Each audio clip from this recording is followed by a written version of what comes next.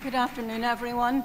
Our next speaker is Professor Gowlland-Debbas, and she will be speaking to the item, the United Nations, what is the legal responsibility of an intergovernmental organization?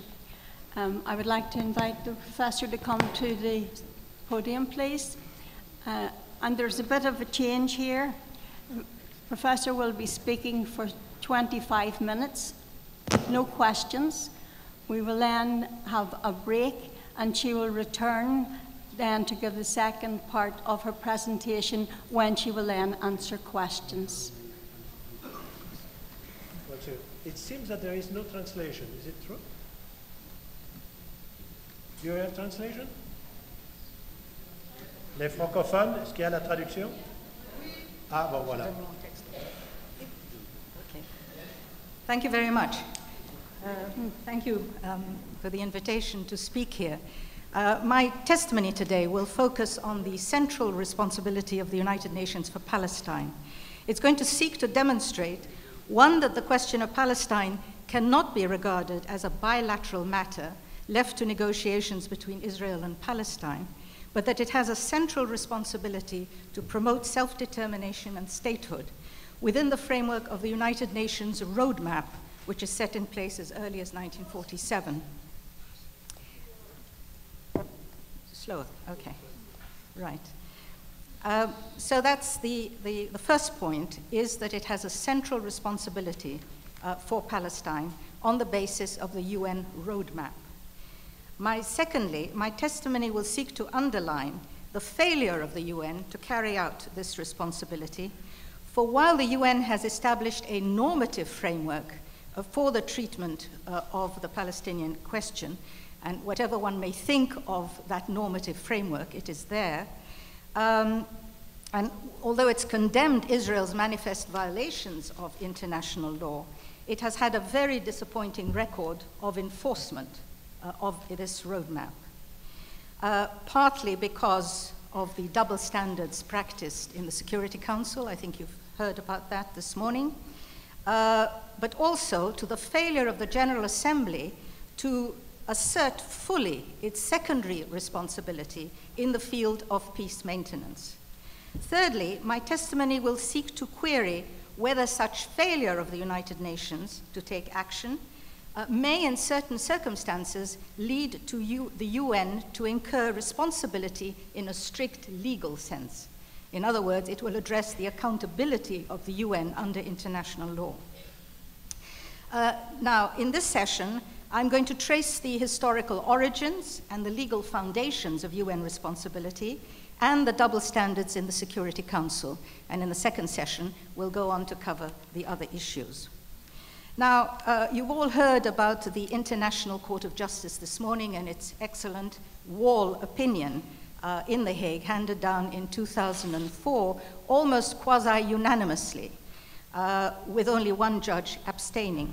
Now, responding to objections that it should reject the General Assembly's request for an advisory opinion because it would be interfering in a bilateral dispute, the court said that the opinion is requested on a question which is of particularly acute concern to the UN and is essential for the functions of the General Assembly.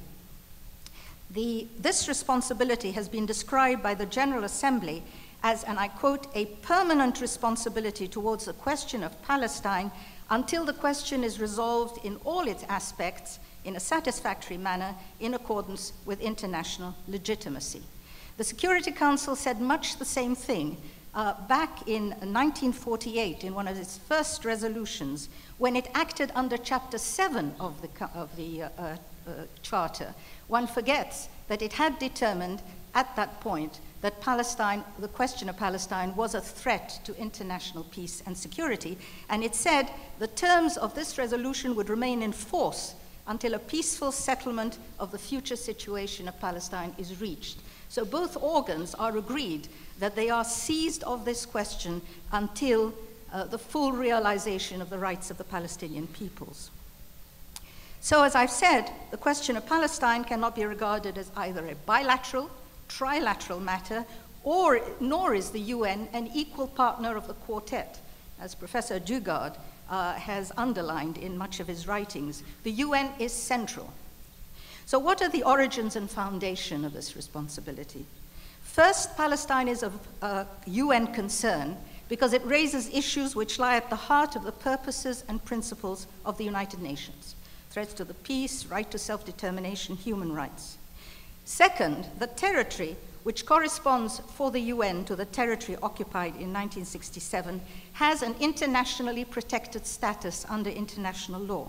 This has been collectively recognized, including by the ICJ.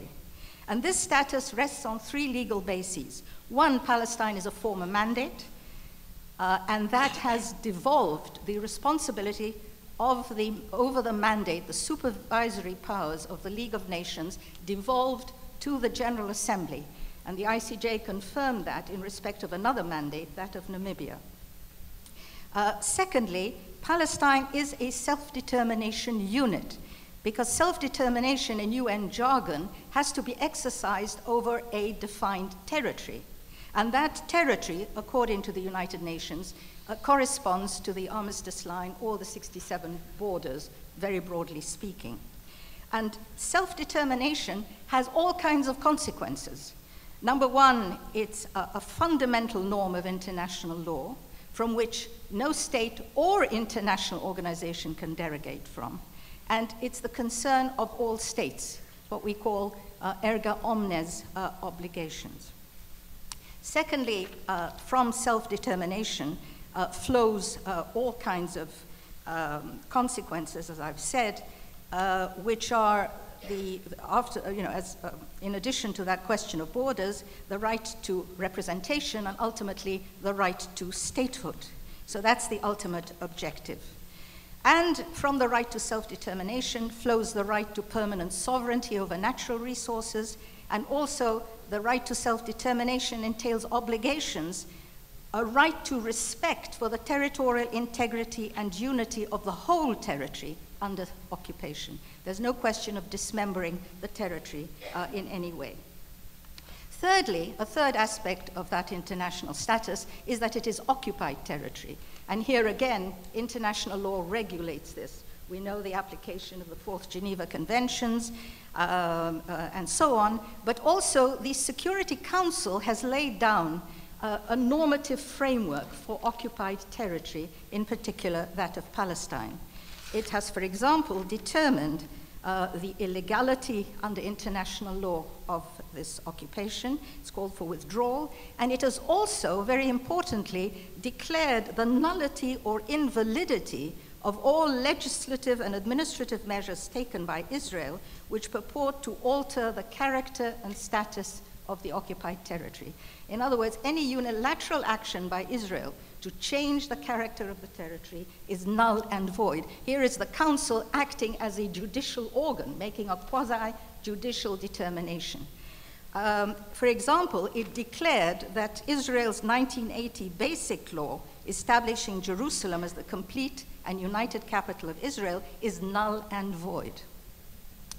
And it has also determined, very importantly, that Israeli settlements in the occupied Palestinian territory, including East Jerusalem, is established in flagrant violation of the Geneva Conventions. And the ICJ confirmed that very strongly, including the one dissenting judge, Burgenthal, it is often forgotten, joined the court in this pronouncement that the settlements were in fact illegal. And of course, that entails individual criminal responsibility. Now, the status of Palestine as having an international status means effectively that the UN has to protect that status. The court also, very importantly, confirmed that the continued applicability of human rights law in the territory. It confirmed the applicability of the Convention on the Rights of the Child, on the Economic, Social, and Cultural Rights Committee, the Civil Convention, the Civil and Political Rights Convention, and so on. And this is very important because one tended to presume that in armed conflict, human rights was suspended. And the court here confirms that human rights law, unless expressly derogated from, which Israel has only done with one provision of the Civil and Political Rights Convention, continue to apply. Now let me look at, so what I've been trying to do is trace the reason for why the UN is legally, and here I'm talking only in international law terms, why it is legally responsible for the territory until such time as this is solved. I want to come now to the failure of the UN to ensure compliance. Although I've traced a complete normative framework, this normative framework, as has been raised time and time again this morning, has not been enforced. It was mentioned this morning that the ICJ in the Wall case called on the UN and especially the General Assembly and the Security Council to consider what further action is required to bring to an end the illegal situation of the wall. But the UN has had a disappointing record of enforcing this advisory opinion and, of course, of enforcing all of its roadmap. This is due, as I've said, in particular, to the double standards, manifest double standards, practiced in the Security Council. Even though the Security Council has determined in other situations, in exactly the same terms as Palestine, the violations of human rights, the threats to international peace and security, and has enforced vigorously all of its other resolutions in other situations. In the case of Palestine, this has been notably absent. So let me give you some examples and some analogies. We have also to look at this in a much broader context. We have to look at this in the light of the United Nations development, the contemporary development of the UN. We've seen that the notion of collective security has changed to include not just the security of states, but the security also of individuals. We have seen also that the UN has paid lip service in many of its territories and so that it administers, and on a number of occasions, the concept of rule of law in international affairs. So we have to look at what the Council has done, in the context of such developments. In its practice, the Council has determined that conduct in violation of norms like genocide, ethnic cleansing, and so on, and serious breaches of human rights, including the right to self-determination, and breaches of humanitarian law, constitute threats to international peace and security. It has to date adopted a series of extremely vigorous measures, some of which go clearly beyond what was originally conceived of in in San Francisco in 1945. It's imposed around 19 sanctions regimes spanning 4 continents, acting under Article 41. And I won't go through them: arms, embargoes, targeted sanctions, and so on. The Council has established an international presence ranging from far-reaching fact-finding and monitoring systems to peacekeeping operations with extended mandates, even allowed to use force in self-defense. There are currently 16 UN peace operations deployed on 4 continents. In a number of situations, it has authorized member states and regional organizations to resort to all necessary measures, read the use of force, including no-fly zones. But its resolutions have also led to institutionalizing international criminal responsibility. Who would have thought that the Council could establish the ICTY, the ICTR on Rwanda, could get into an agreement with Sierra Leone on crimes, but also, and to show you the extent to which it has gone, to actually establish a special tribunal on Lebanon, which is supposed to have jurisdiction over domestic crimes, effectively, the murder of some individuals, and under Lebanese domestic law. Now, just a few examples, because I don't have time, but I could go on and on. For example, the invasion of Kuwait by Iraq, as you know, was met by one of the most comprehensive sanctions regimes lasting over a decade, which crippled Iraq effectively. It authorized the use of force for limited purposes to protect UN so-called safe areas, to reinstate democratically elected regimes, and so on. Compare this to the situation in Palestine, which could not more starkly be said to constitute a threat to international peace and security. It has imposed policies of non-recognition. What is interesting, it declared, for example, the annexation of Kuwait by Iraq under any form as null and void. But also, interestingly, it invalidated private acts of individuals. For example, in the case of Bosnia, the principle that all statements or commitments made under duress, particularly those relating to land and property, are wholly null and void. So the Council has even entered the domestic sphere in invalidating such measures. And there are also examples of non-recognition of Cyprus, the Cypriot Republic, of Namibia, and so on. And the court in the Namibia case has stated it would be an untenable interpretation to maintain that once the Council had declared illegality, that the member states of the UN would be free to act in disregard of such illegality or even to recognize violations of law. That was the ICJ in the Namibia opinion. It has condemned ethnic cleansing in a number of situations, whether it's Iraq, Bosnia, Kosovo, of course, and so on, East Timor, the list goes on and on. What about the policies of Bantustanization, tantamount to ethnic cleansing that was raised this morning, and demographic manipulation in the occupied Palestinian territory? In the wall case, the ICJ confirmed that the construction of a wall in the OPT created a fait accompli, which, if it became permanent, would be tantamount to de facto annexation. In other words, that area between the armistice line and the wall would incorporate more than 16% of the territory of the West Bank, including within that area around 80% of Israeli settlers. And the court underlined, remember that what we're talking about, the occupied Palestinian territory, 22% of historic Palestine.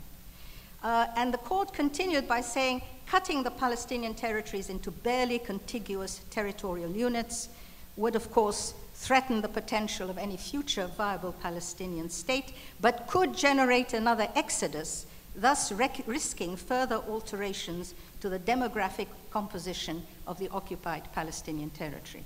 Not a word from the Security Council relating to the wall and this Bantustanization. It has also, as I've said, the Security Council responded to breaches of international human rights and humanitarian law through the imposition of individual criminal responsibility. But the Council's reactions to grave breaches of humanitarian law committed against Palestinians have lacked robust enforcement.